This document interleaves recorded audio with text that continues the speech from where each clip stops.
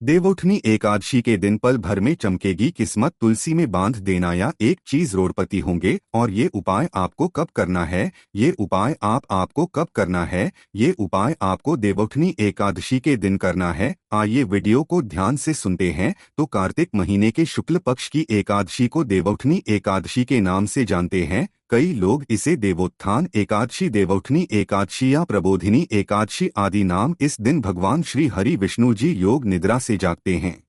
आइए जानते हैं इसके कुछ पौराणिक कथा। तो सर्वप्रथम इस वीडियो में आप लोगों को बताना चाहूंगा कि देवउठनी एकादशी क्यों मनाया जाता है। इसके 3 कथा बताऊंगा, फिर इसके बाद मैं आप लोगों को बताऊंगा कि उसके बाद देवउठनी एकादशी के दिन हमें क्या करना चाहिए जिससे हमारे अध्यात्म उन्नति हो। साथ ही साथ इस वीडियो में मैं आप लोगों को कहा कि माध्यम से बताऊंगा कि भगवान श्री कृष्ण को स्वयं कहें कि देवउठनी एकादशी की कथा जो मानव सच्चे मन से सुनते हैं, ऐसे मानव के जीवन में कभी भी गरीबी नहीं आती, ऐसे मानव के जीवन में किसी भी तरह की परेशानी नहीं आती। भगवान नारायण की कृपा से उनके परेशानी स्वतः ही समाप्त हो जाते हैं। ऐसे मानव इस जीवन में बिल्कुल ही ऐसे मानव इस धरा पर जीते जी सुख भोगता है।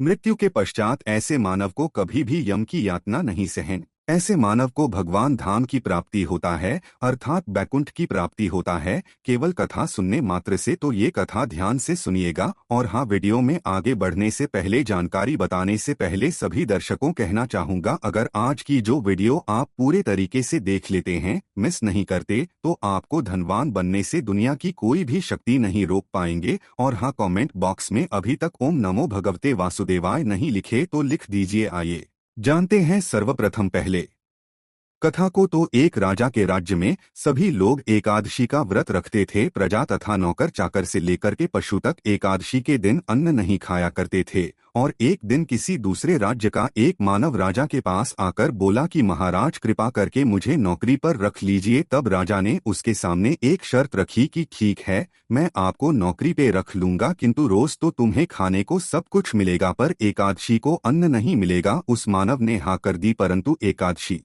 के दिन जब फलाहार का सामना दिया, अर्थात फलाहार का सामान दिया, तो वह राजा के सामने जाकर गिड़गिड़ाने लगे कि महाराज, इसमें मेरा पेट नहीं भरेगा, मैं भूखा ही मर जाऊंगा, मुझे अन्न दे दो। राजा ने उसे सार्थक की बात याद दिलाई, पर नहीं हुआ। तब राजा ने उसे आटा, दाल, चावल आदि दिए। वह नित्य की तरह नदी पर पहुंचा और स्नान कर भोजन पकाने लगा। तब भोजन बन गया तो वह भगवान को बुलवाने लगा कि आओ भगवान, भोजन तैयार है। उसके बुलवाने पर पीतांबर धारण किए भगवान चतुर्भुज में आ पहुंचे तथा प्रेम से उसके साथ भोजन करने लगे। भोजन आदि करके भगवान अंतर्ध्यान हो गए। तब वो अपने काम पर फिर से चला गया।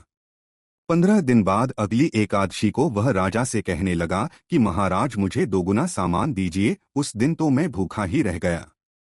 राजा ने कारण पूछा तो उसने बताया कि हमारे साथ भगवान भी खाते हैं, हम दोनों के लिए ये सामान पूरा नहीं होता। ये सुनकर को बहुत बड़ा आश्चर्य हुआ। वह बोला, मैं नहीं मान सकता कि भगवान तुम्हारे साथ खाता है। मैं तो इतने व्रत रखता हूँ, पूजा करता हूँ, पर भगवान ने मुझे कभी दर्शन नहीं दिए। राजा की बातें सुनकर वह बोला कि महाराज, यदि विश्वास ना हो तो मेरे साथ आप चल कर के देख लीजिए। राजा पैड के पीछे छिप करके बैठ गया। उस मानव ने भोजन बनाया तथा भगवान को शाम तक बढ़ता रहा, परंतु भगवान न आए। अंत में उसने कहा कि हे भगवान, यदि आप नहीं आए तो मैं कूद करके प्राण त्याग दूंगा। परंतु भगवान नहीं आए। तब वह प्राण त्यागना के उपदेश से नदी की तरफ प्राण त्यागने का उस समय इतना ज्यादा उनके शरीर में इरादा बाज गया, दृढ़ संकल्प भरा गया है कि भगवान को उनके सामने में आकर के प्रकट होना और उनके साथ में बैठ करके भोजन करना। भगवान उनके साथ भोजन खा पी करके अपने विमान में उसे बिठा करके अपने धाम को ले गए। ये जीत भी क्रिया है।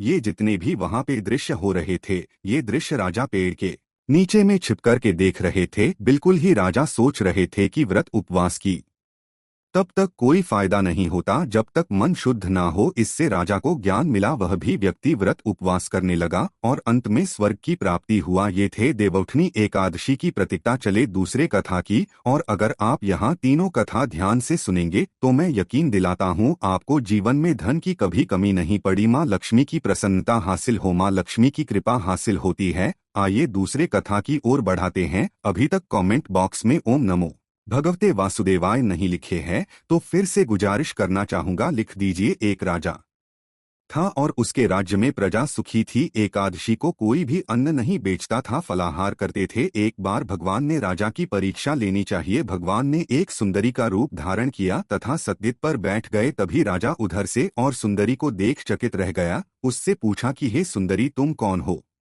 और इस तरह यहाँ क्यों बैठी हो? तब सुंदरी अर्थात जो सुंदर स्त्री है, भगवान की जो वेस्ट में बने हुए, वह बोले कि मैं निराश्रित हूँ, नगर में कोई मेरा जान पहचान है, किससे सहायता मांगू?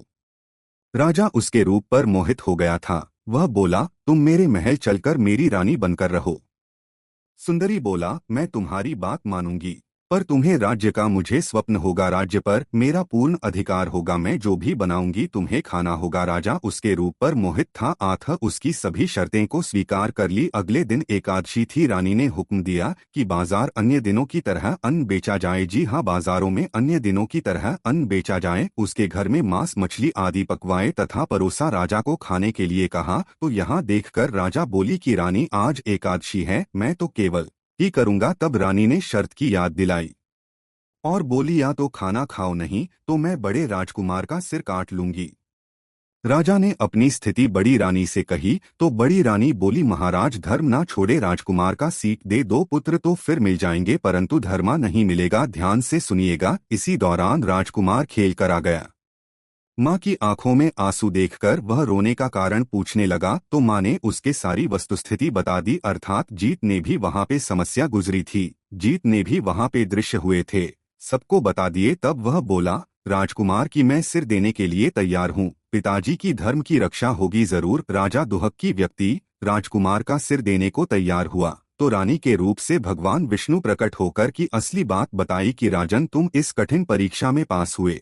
भगवान ने प्रसन्न मन से राजा से वर मांगने को कहा तो राजा बोला कि अब का दिया हुआ सब कुछ है, भगवान हमें उद्धार करें। उसी समय वहां से एक विमान उतरा। राजा ने अपना राज्य पुत्र को सौंप दिया और विमान में बैठ करके भगवान के परमधाम चले गए। ऐसा भी कहा जाता है, इस कथा को कोई भी मानव सच्चे मन से है तो ऐसे मानव को यम की यातना नहीं सहनी। आइए अब तीसरे कथा की ओर चलते हैं, जो कि तुलसी विवाह से हुए है। तो शिवा महापुराण के अनुसार पौराणिक समय में दैत्यों का राजा दम हुआ करता था। बहुत बड़ा विष्णु भक्त था। कई सालों उसके यहाँ संतान नहीं होने के कारण उसने शुक्राचार्य को अपना गुरु बना करके उनसे श्री कृष्णा मंत्र हासिल किया। यह मंत्र हासिल करके उसने पुष्कर सरोवर में घोर तपस्या की। भगवान विष्णु से प्रसन्न हुए और उसे संतान प्राप्ति का वरदान दे दिया। भगवान विष्णु के वरदान से राजा डैम के यहाँ एक पुत्र जन्म लिया। इस पुत्र का नाम शंखचूर्णा गया। जी हाँ, इस पुत्र का नाम शंखचूर्णा रखा गया। बड़ा होकर के शंखचूर्णा ने ब्रह्मा जी की घोर तपस्या करने लगा, पुष्कर में घोर तपस्या करने लगा।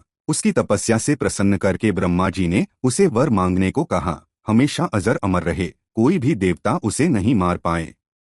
ब्रह्मा जी ने उसे यह वरदान दे दिया और कहा कि वह बद्रीवन जाकर धर्मध्वज की पुत्री तुलसी को जो तपस्या करी उसके साथ विवाह कर ले। कथा ध्यान से सुनना। इस कथा के श्रवण मात्र से मानव की अकाल मृत्यु टल जाती है।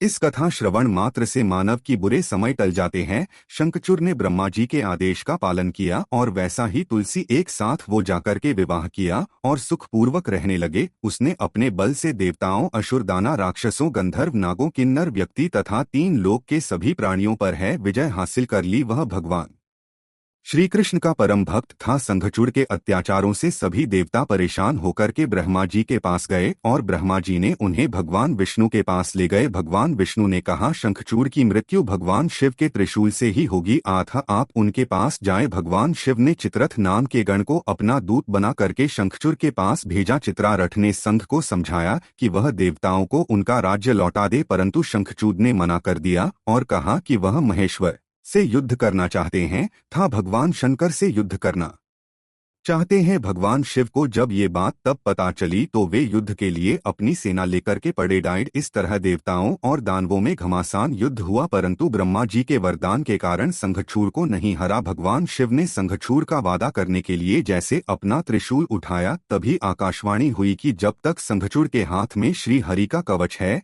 और इसकी पत्नी का सतीत्व अखंडित है, तब तक इसका वध असंभव है। आकाशवाणी सुनकर भगवान विष्णु वृद्ध ब्राह्मण का रूप धारण करके पास गए और उससे श्री हरि कवच में मांग लिया। शंखचूड़ हुआ कवच बिना किसी संकोच के दान कर दिया। इसके बाद भगवान विष्णु संघचूड़ का रूप बना तुलसी के पास गए। रूपी भगवान विष्णु ने तुलसी के महल के द्वार पर जाकर अपनी विजय होने की सूचना दी। यह सूचना तुलसी को बहुत प्रसन्न हुई। सूचना पा करके और पति रूप में आए भगवान विष्णु जी की पूजन किया और उनके साथ रमण भी किया। ऐसा करते तुलसी का सतीत्व अखंडित हो गया, क्योंकि रमण करना तरह के परम पुरुष के साथ अपराध होता है, तो उनके सतीत्व खंडित हो गया और युद्ध में अपने त्रिशूल से संघचूड़ का वध किया। तब तुलसी को पता चला कि वे उनके पति नहीं है, बल्कि वे तो भगवान विष्णु है। क्रोध में आकर के तुलसी ने कहा कि आपने छलपूर्वक मेरा धर्म भ्रष्ट किया है और मेरे पति को मार डाला है। आठ मैं आपको श्राप देती हूँ कि आप पाषाण होकर के धरती पर रहे, अर्थात पत्थर होकर के धरती पर रहे। तब भगवान विष्णु कहा कि देवी, तुम मेरे लिए भारतवर्ष में रहकर बहुत दिनों तक तपस्या कर चुकी हो। तुम्हारा यह नदी रूप में बदल कर के खंड की नदी के रूप में प्रसिद्ध होगा।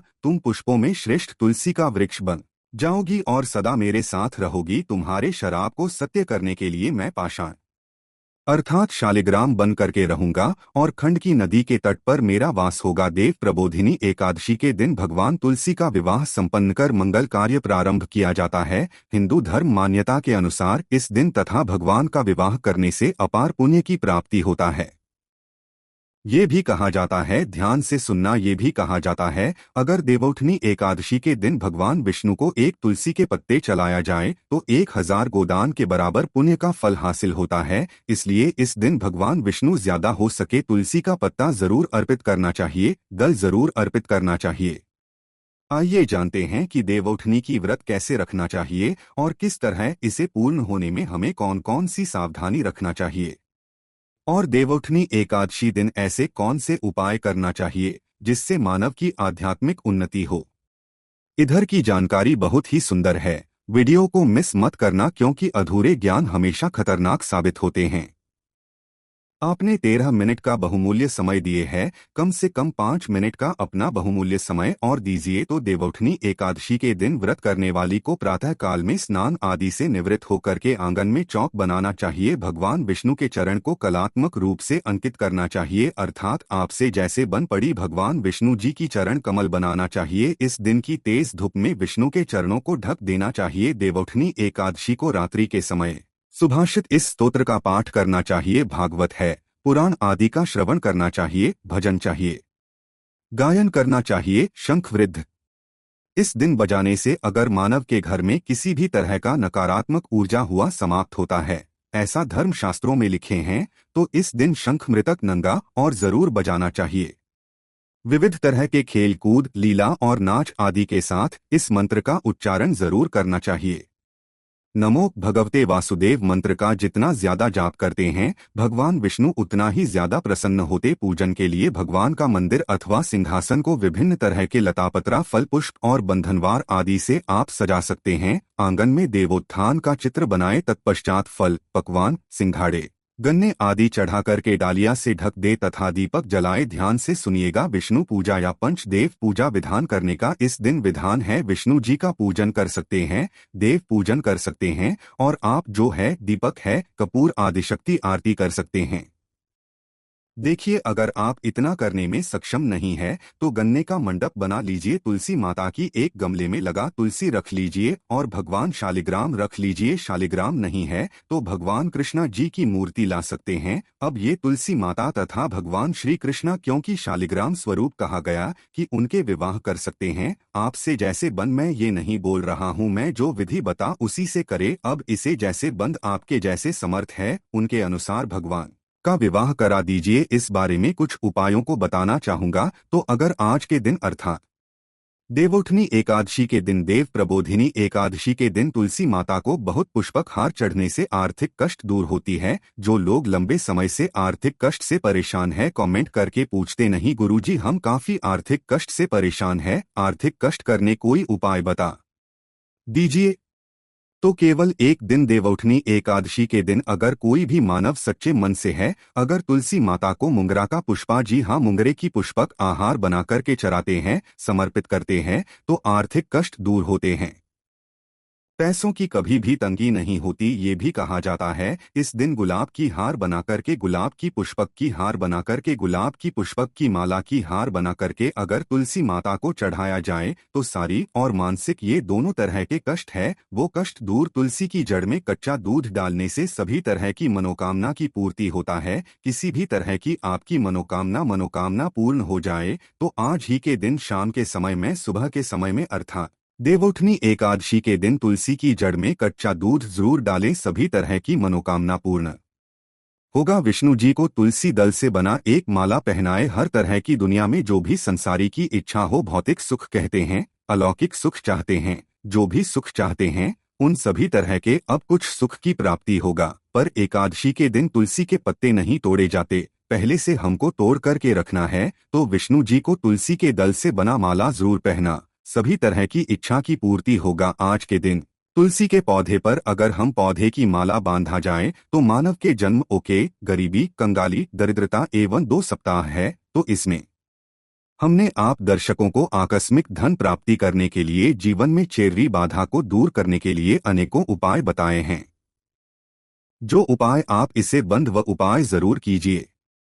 अगर आपके मन में कोई डाउट है, कोई क्वेश्चन है तो कमेंट बॉक्स में बिल्कुल ही पूछिए, आपकी मदद की जाएगी। और सभी दर्शकों से कहना चाहूंगा, वीडियो में जो उपाय बताए हुए उपाय रामबाण की तरह काम करेंगे, इसका प्रभाव और चूक है कभी फल नहीं जाएगा। हम एवं जन कल्याण के लिए इस तरह से गुरु परंपरा से हासिल हुई जानकारी भी बताते हैं ताकि आप सभी दर्शकों का भला हो। तो अभी तक को लाइक नहीं किया तो बड्ढों को लाइक कर दीजिए और कमेंट बॉक्स में ओम नमो भगवते वासुदेवाय जरूर लिखें।